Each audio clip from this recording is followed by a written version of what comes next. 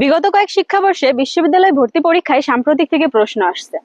Deer admission Warriors, তোমাদের ভাবনায় নিশ্চয়ই এই প্রশ্নটি এসেছে যে কখন সাম্প্রতিক পড়া উচিত বা কিভাবে সাম্প্রতিক পড়তে হবে।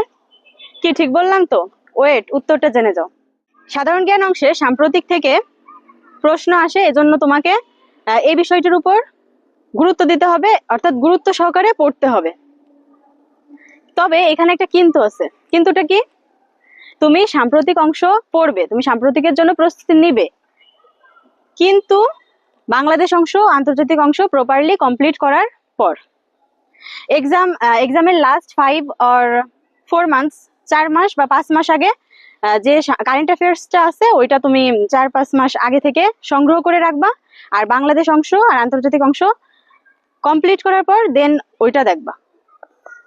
এত প্যারা নেওয়ার কিছু নাই ভাই। তোমাদের এরকম প্রশ্ন থাকে যে আসলে কোনটা দেখবো। তোমরা কারেন্ট অ্যাফেয়ার্স দেখতে পারো, দেখতেই পাচ্ছ আমি প্রস্তুতি নিছিলাম, সেগুলোই দেখাচ্ছি তোমাদের। কারেন্ট অ্যাফেয়ার্স এর তোমাদের মধ্যে একটা ভ্রান্ত ধারণা আছে যে কারেন্ট অ্যাফেয়ার্স এর মেবি পুরাটা, একদম পুরাটা দেখতে হবে। এত কি পসিবল? আসলে এইটা পুরাটা দেখা লাগে না। জাস্ট ফার্স্টের কয়েকটা পেজ,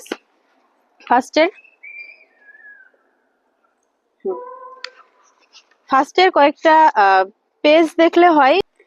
অর্থাৎ কারেন্ট অ্যাফেয়ার্স এর পুরো বই তোমার পড়া লাগতেছে না। তুমি যদি ভিতরে কিছু গুরুত্বপূর্ণ প্রশ্ন দেয়া আছে ওইগুলো দেখো, তাহলে আর কিছু লাগে না।